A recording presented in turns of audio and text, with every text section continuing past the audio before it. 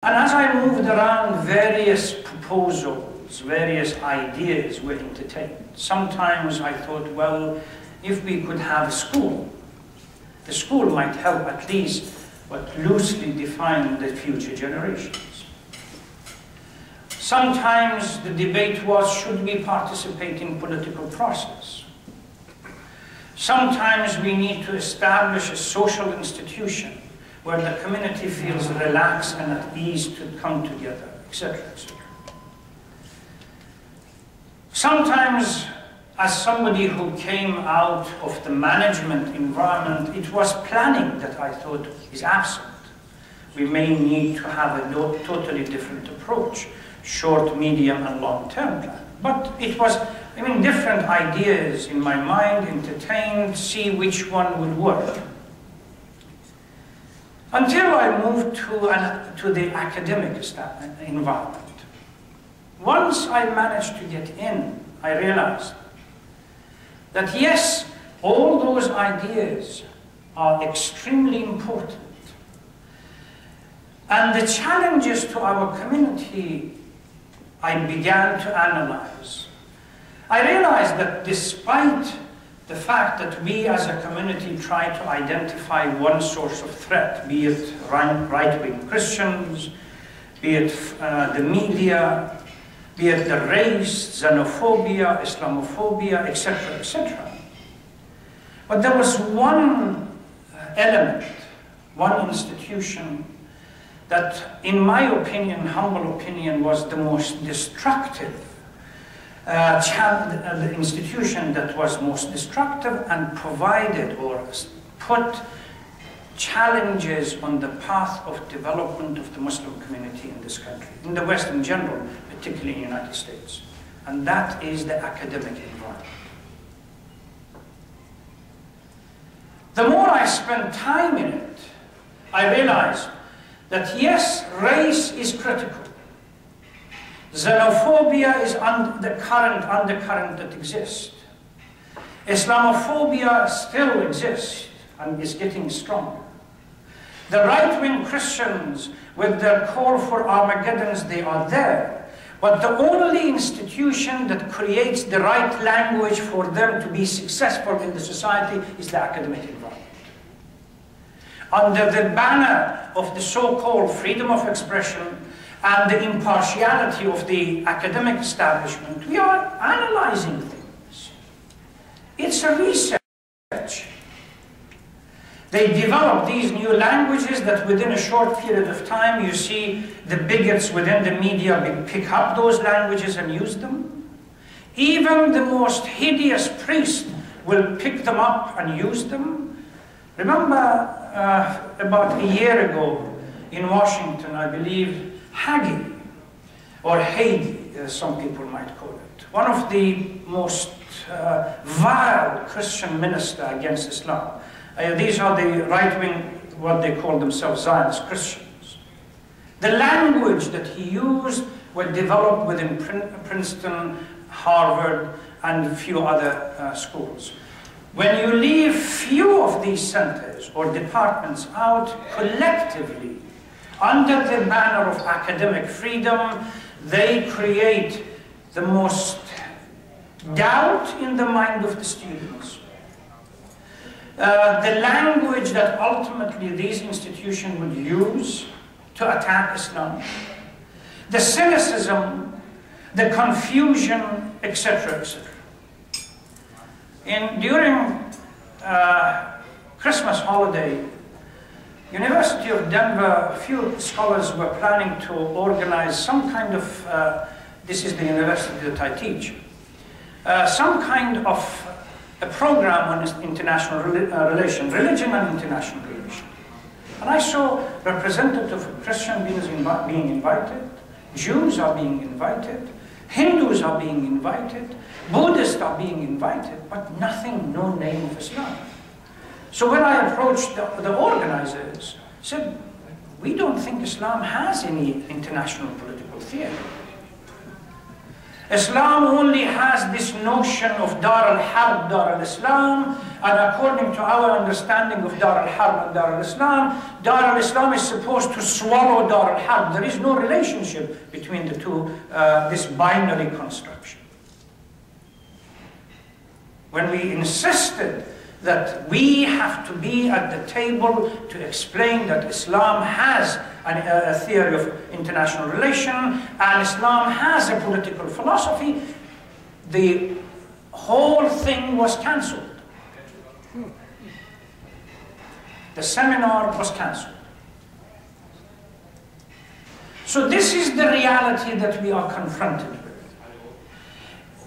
It is, you see repeatedly few centers that unfortunately now we have a double trouble with these centers. Georgetown, for example, was one of the centers that to a degree people like Esposito and others were relatively speaking moderate and they were writing in defense of Islam. Now the Saudis are becoming the fund givers to these institutions and them creating their own restriction on who can talk and who cannot talk.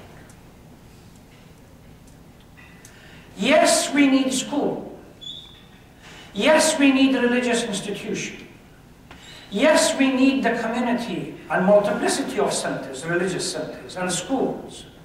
We need everyone to look at us, to see the huge mosques with reverence and respect, that we are a thriving community. But if we want to succeed in this country, scholars need to go to the academic establishment. Otherwise, if we leave them, the Baha'is are teaching about Islam and Shias. The Jews are talking about Shia and Islam. The Christians are talking about Shia and Islam. Why? We have either incapable or for whatever reason ill-equipped, which comes part of our plan. And by the way, it's not because these institutions generally they have targeted Islam, because before Islam they literally destroyed Christianity. I studied at Iliff School of Theology, which is a liberal kind of theological school in Colorado. When you look at this so-called liberal theological schools, they have deconstructed Christianity to the point that now within classes, these are Christian institutions, within Christian classes, they talk about the personality of Jesus to be nothing but myth and fiction.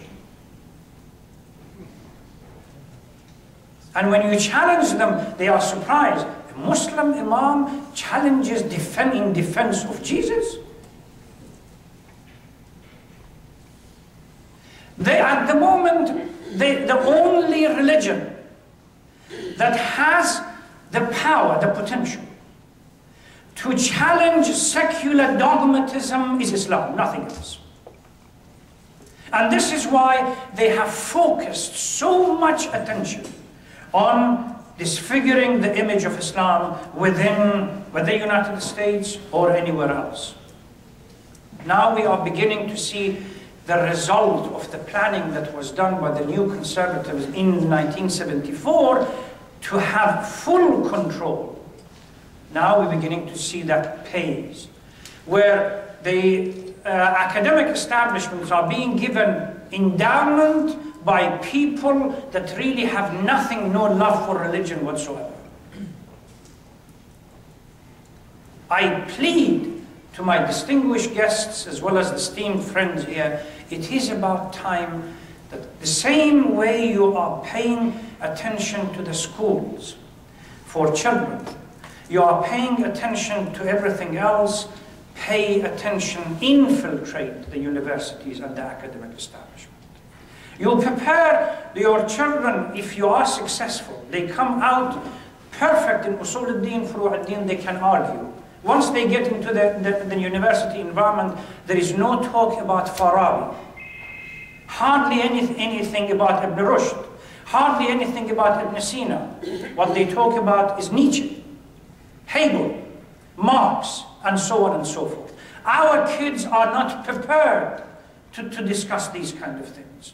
And then the cynicism starts, the doubt starts, the confusion starts. What do we have? The vacuum. If we as theologians, scholars, that religion is ingrained within our blood, is part of our DNA. If we don't fill these gaps, as I said, the Wahhabis will come, the Baha'is will come, the Christians will come, the Jews will come, the Hindus and the Buddhists will come. Now, Islamic material, if this wasn't enough, Islamic material is coming from the Wahhabi and the Salafi movement into the universities. I used to travel, there are 28 prisons in Colorado, this is the private prisons, and nearly 16 governmental ones, state. And I used to travel from one prison as if, what they call it, a chaplain, a volunteer chaplain.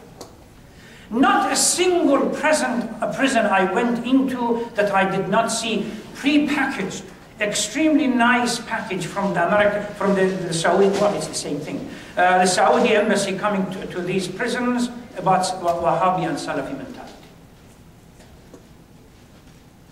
You know what is the consequence. We really need to do something. You have so much potential that we don't. You have the community, large community, we don't. I'm probably the only one, or probably two other Iranians, professors or assistant professors at the university, that those ones they harm Islam more than they benefit Islam, because they are more of a secular tendencies. You have all these centers, all the resources, all the potential, alhamdulillah, all these scholars. The only thing that we need to do is for you to plan. Don't ignore universities and centers of academic establishment. Because you do it, there is a concept in marketing, they say for a product to be successful, there are 4 P's. You have the price, promotion, place, and the price. The price. They say the price, how much price you pay for a product and how much promotion you make to sell it is critical. Brothers and sisters, use this as an analogy or a metaphor. It's the high price we will pay for the future of our generations in this country if we don't organize and we don't get the plan quickly and get on board. Every one of these scholars has the potential, the language, the background to get in. There are only minor bureaucratic steps that you need to go through and start teaching. They were resistant in the first place as they did it with me. But ultimately, when they realized there is no other alternative, there is no other so-called specialist. So, inshallah, this is, I said this is it's not going to, I wasn't supposed to be a lecture or a sermon or anything else. This is part of my daily experience that I wish I could live in an environment where there is huge potential, can focus and then move in. This is the reality that we have to deal with. So as you make planning for the future, please consider that center, because believe it or not, is the center that articulates the language by which racist, Islamophobic, Xenophobia in the United States expresses itself in various kinds of environment, whether it's media, whether it's churches, whether it's synagogues, whether it's anything else. نسأل الله التوفيق لكم ولنا والسلام عليكم ورحمة الله وبركاته.